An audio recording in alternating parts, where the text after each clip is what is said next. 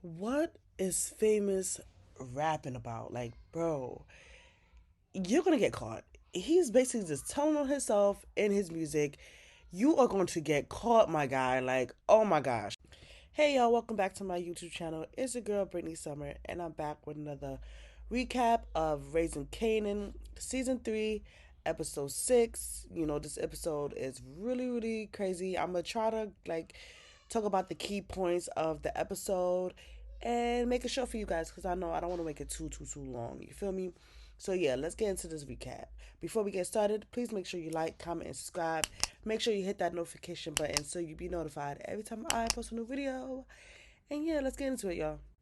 So the episode kicks off with Vanessa, which is Unique's baby mother, knocking at Rock's door. When Rock opened the door, Vanessa pulls out a gun and walks into her house and was asking, where is Unique? Because I know you did something to him. You probably killed him. He hasn't been home.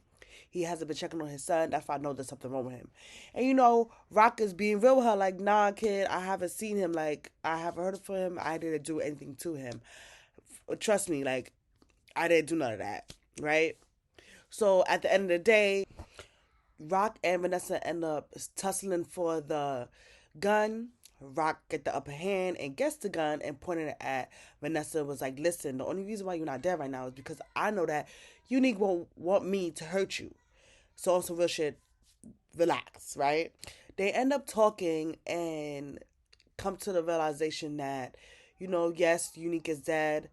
Who killed him and why?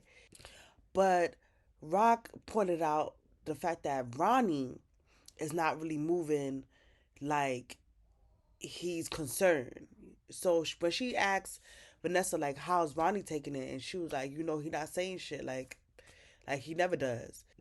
Rock gave her that look like, you know what's up. Like, come on, it had to be him.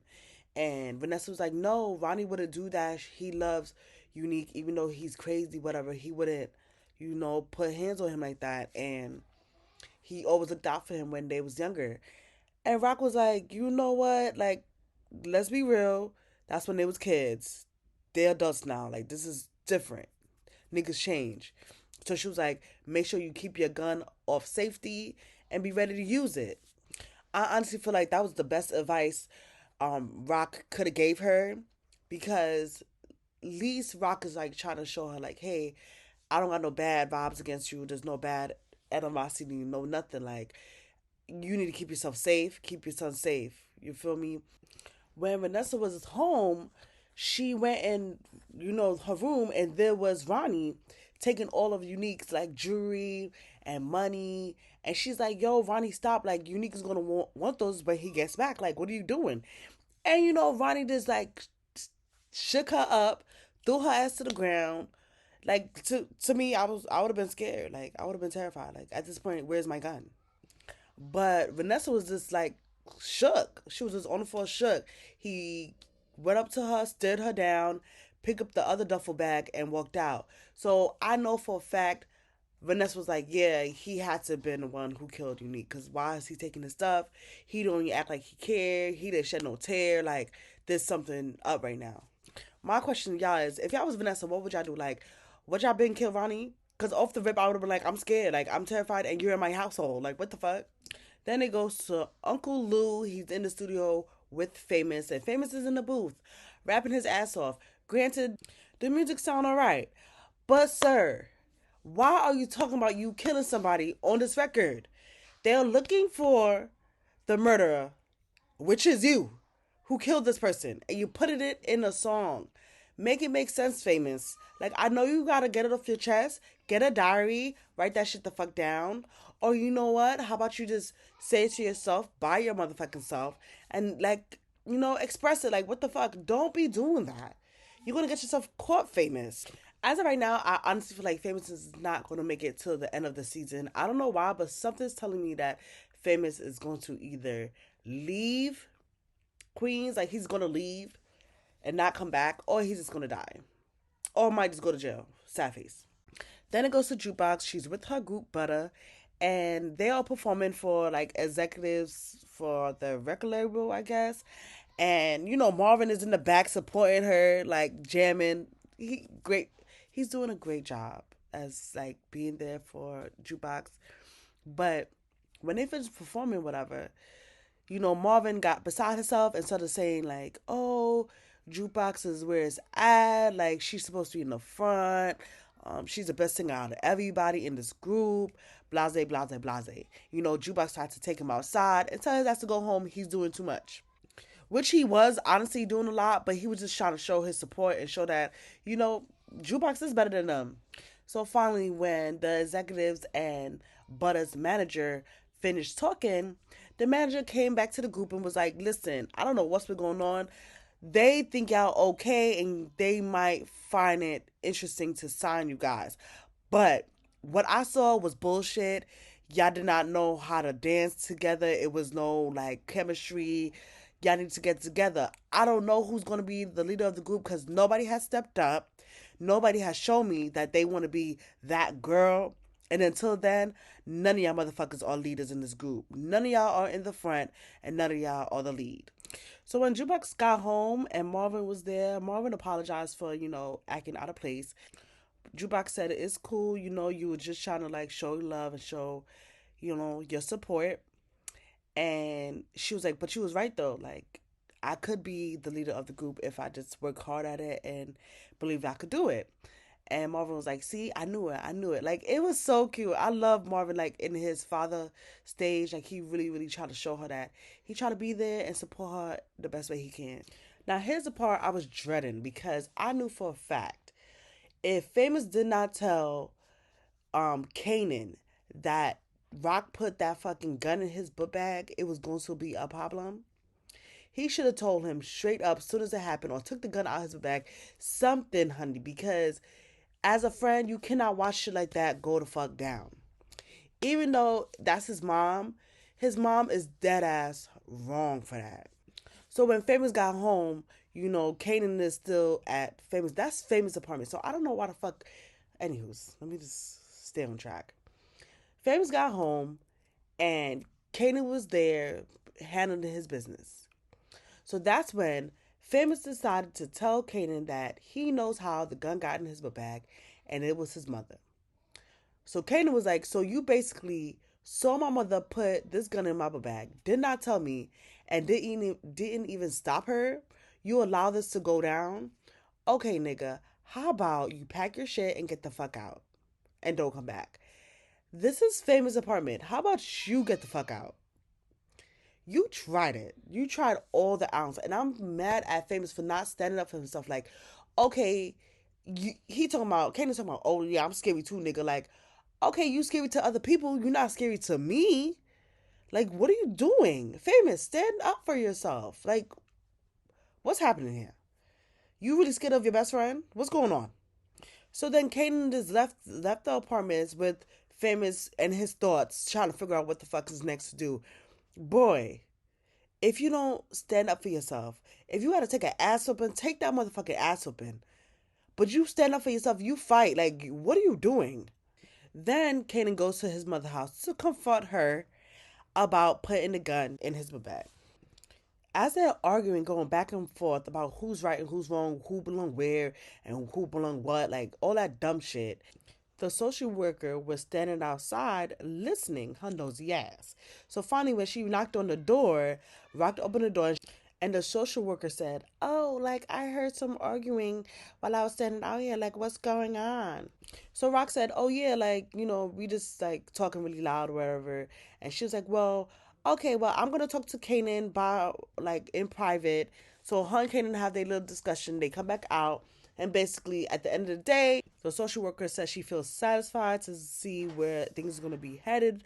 And she'll be back to check on them later, like in another time. But she feels hopeful that everything's going to be okay. So when the social worker leaves, Kanan and Rock goes back into it again. Kanan was saying he basically should have told the social worker that Rock put the gun in his bag. And Rock was like, "Listen, I did it for a reason, boy. Like, I did it because I love you." And Kanan was like, "Listen, man, I don't even think you know what love is because the way you treat people you love is fucking crazy. Look how you treat Uncle Lou. And I know exactly how Uncle Lou feels. He feels the same way about you the way I feel about you. We got that shit in common. And you know, Rock is like, you don't know what happened with me and your Uncle Lou, so don't speak about shit you don't know about. Kanan was like, I know he don't fuck with you, just like I don't fuck with you. Rock says, one day you will understand. And Kanan was like, I would never understand the shit you do, and walked out. So once again, their relationship is still on eggshells, and I don't see it being fixed anytime soon. So now, Kanan's on the corner. He's on the corner doing his thing with his little white bike workers, and there goes Paul, the white guy, pressing him about taking all his workers. And Kanan was like, listen, son, I didn't take nobody. They came to me. Kanan's like, I don't see you complaining when I put dope in your pockets. I don't see you complaining when I give you some bread. I don't see you complaining when it comes to none of that. But when you don't have the workers, you want to complain. Nigga, I did not take nobody. They came to me. And in the corner of that scene, you see Ronnie just fucking standing there. And Paul was like, oh, how about I go to the police and tell them what you really got going on? Dumbass move, Paul. That was a dumbass move. You don't do shit like that. You don't do shit like that. That was just like a open invitation. Like, I'm a snitch over here. Red light, snitch over here. Like, dumbass. Like, you don't know where you live. Kanan says, I don't think you want to talk to me like that. Paul's like, oh, what are you going to do? You're just a child. Like, I'm an adult. So Kanan was like, bro, I know plenty of children that put down adults just like you. Keep playing with me. So that's when Paul tried to switch up his whole vibe. Because he seen that Kanan wasn't fucking off. He was not playing with him. So Paul's like, oh, I just need a little help. Can you just spare me somebody? Like, I just need somebody to help me out. So Kanan goes to one of the runners and was like, hey, can y'all help him out? They said they don't want to. He was like, listen, I have work for y'all when y'all get back. Just help him out. So they go with Paul. After that, Kanan sees Ronnie standing there, you know, like Michael Myers he is. And Ronnie says, I see you putting in that work. Kanan then says, oh, I'm just doing what needs to be done. So then Ronnie invites him to the Olympic Palace, his party that he was having, and told him to come through. Kanan says he's good. Ronnie says, you're going to want to be there. Kanan then says, what the fuck for? Ronnie's response was, because everybody's going to want to be there. Okay, that's a good enough reason, Ronnie. Thanks. And then Ronnie walks away. Like, if Wid was a person, it'd be Ronnie. Just ill. The next scene, it goes to Rock talking to Uncle Lou. You know, this is the first time they talked in a while. And Lou is still on the fuck Rock train. Even though Rock was not trying to apologize. I honestly feel like that's what Lou wants, for her to genuinely apologize. But she not doing that. She was basically saying you need to take responsibility of the shit you did. But Lou was a child when he was doing the shit that you was telling him to do. So how you want him to take responsibility for that? You should take a responsibility of telling him to do those shits. That whole conversation with Rock brought Lou back into the space where he did not want to be. And he started drinking again. So this part was weird to me. So Marvin was at the park with his friend talking about how he could help Jukebox with her career and being in the newspaper or like the magazine, both of them being interviewed, you know, just getting her name out there. When a stranger came up to Marvin and was like, hey man, what's going on? And Lou was like, I don't know you, man. Like, what's up? So the guy then says, like, it's me, from Lanes. I walked in on you and Tony like 100 times. Like, you don't remember me? So Marvin says, I don't know you or no Tony. You got the wrong guy. Then the guy says, Tony D, you and her was together. You don't remember? Now, at this point, you could see the frustration on Marvin's face. So then he like was really stern when he said, I told you, I don't know you or no Tony. You need to move the fuck on, like dead ass. So the guy finally walks away. He takes his child and he leaves. And I honestly feel like that was a setup. Like, I feel like, I don't know what's going on, but that seemed like a setup to me. Either like the cops are trying to figure out what's going on with Marvin, because you remember they asked Howard if he knew Marvin, you know, so we'll see. But I know that shit is set up. Something was wrong about that. Like, we gonna find out soon enough though. Now it goes to the party that Ronnie invited Kanan to, and Kanan bring Jukebox, and Jukebox homegirl that's in the group with her. They was all in the elevator when Jukebox asked Kanan where is Famous. Kanan gonna say, "Oh, I don't fuck with Famous anymore." And Jukebox was like, "Wow, what happened?" Like shocked because y'all were just cool. What happened? And of course, Kanan didn't want to answer. He just walked out the elevator. When they all left the elevator, it goes right into the party, and I feel as though Jukebox caught the vibes. Like I feel like she was looking around and realized like, oh, this is like some type of like, you know, people in the game type party. Why the hell are we here? Like, what are you doing here? So then Ronnie came up and was like, oh, you made it. Jukebox says, ain't your brother missing and you throwing a party? Ronnie said, Unique will be back, knowing damn well he won't. And Jukebox was like, that's not what I heard. So that's when Snaps and his wife walk up. Snaps gives this long ass fucking introduction for his wife. Like, okay, we get it. You love her. So Snaps says like, oh, Ronnie been telling us that like business has been booming. So that's when Jukebox was like, what business? Like, what the fuck? I'm confused. What's going on? So Kanan turns to Jukebox and was like, oh, just making ends meet. That's all. So that's when everybody walks away, you know, tell them there's drinks and food, whatever. They can have whatever they need. And Jukebox stopped. Kanan was like, yo, what happened to you and Famous? Kanan says, oh, we at a party right now. I don't want to talk about that shit. And walked away with the homegirl. So at the party, everybody having a good time except for Jukebox because she is watching the girl that she likes dance with Kanan. Instead of you allowing that to happen, Jukebox, how about you get your girl? Girl, this is all on you, honey. Like, you could have been told her you liked her. Or even, like, flirt with her to show her that you like her. Or how about not put your cousin on? And now you mad. Finally, Jukebox get the nerve to go to Kanan and Aisha and say, yo, we gotta go because me and Aisha has work in the morning. We have rehearsal. So Kanan trying to convince her, like, oh, stay a little longer. It's all good. And, you know, Jukebox was like, no, we cannot stay. We have to go. So that's when Aisha stepped in and was like, oh, you know, Jukebox is right. We have to go. So Kanan, like, gets a little, like, annoyed. And he's like, man, fine, whatever. So that's when Aisha was like, well, you could stay. We could go. And Jukebox was like, oh, no. We came together. We're leaving together. He's coming with us. There's nothing for him here. He got to, and he got a business to run, right? So let's go. I'm not gonna lie. The look that Kanan gave her was like, I want to fuck you up type vibe. But the fact that Jukebox did not look afraid at all, like she was like, yeah, and what? We gotta go. Period. Like I fucks with her.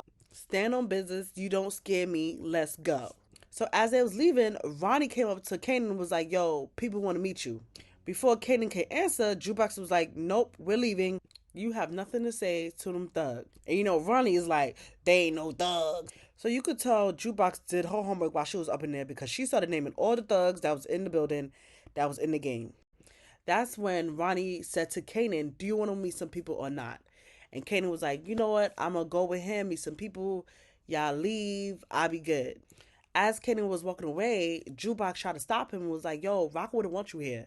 And of course, Kanan's favorite line to say, fuck Rock.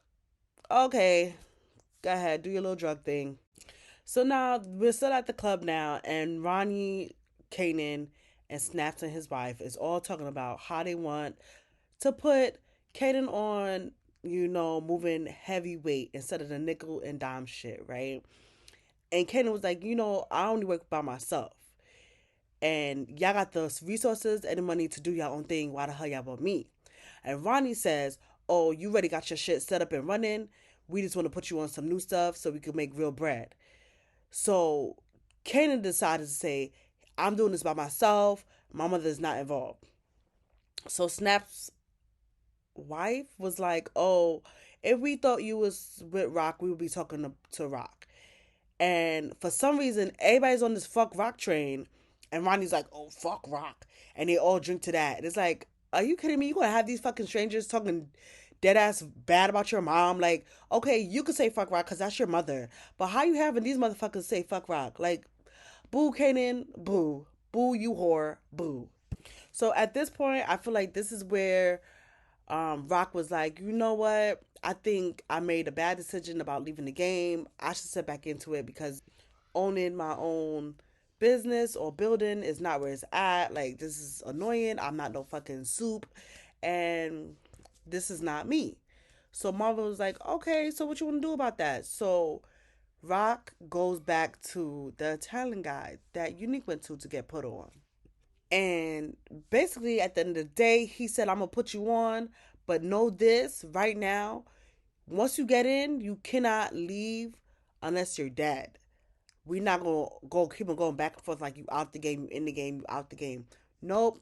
If you want to come, you in, you in, you in. Period. And I felt like Raquel was like, shit, am I making the right decision? I don't know. But it sucks because her competition is going to be her son. So it's official. Ronnie is now working with Kanan. And he wakes Kanan up early in the morning with a bag of drugs and says, like, let's get to work. I knew Kanan was going to start fucking with this crazy ass nigga. I knew he was. But you know what? It's either Rock's going to kill him or Kanan's going to kill him. Either way, Ronnie needs to die. So y'all remember when I said Marvin started drinking again?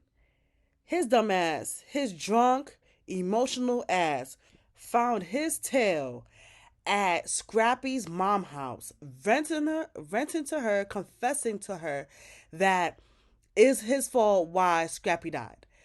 Boy, when we tell you to say it with your chest, we didn't mean like this.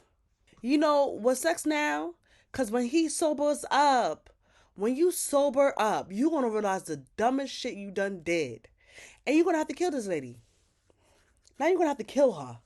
Now she's going to die for no fucking reason because you're emotional. My gosh, get in the booth, Marvin, and rap it out like Famous. What in the world? You guys, that was my recap of Raising Kanan Season 3, Episode 6. So right now, we know that Kanan's working with Ronnie. Marvin got to kill Scrappy's moms. That's a fact. And Rock is back in the game. And her new competition is Kanan. I bet you didn't know that. You guys, please comment. Let me know what y'all think of the recap. What y'all feel like was more important that I missed out. And all that good stuff. Please like, comment, and subscribe. I really, really appreciate all the love and support. And I'll see y'all next week. Peace.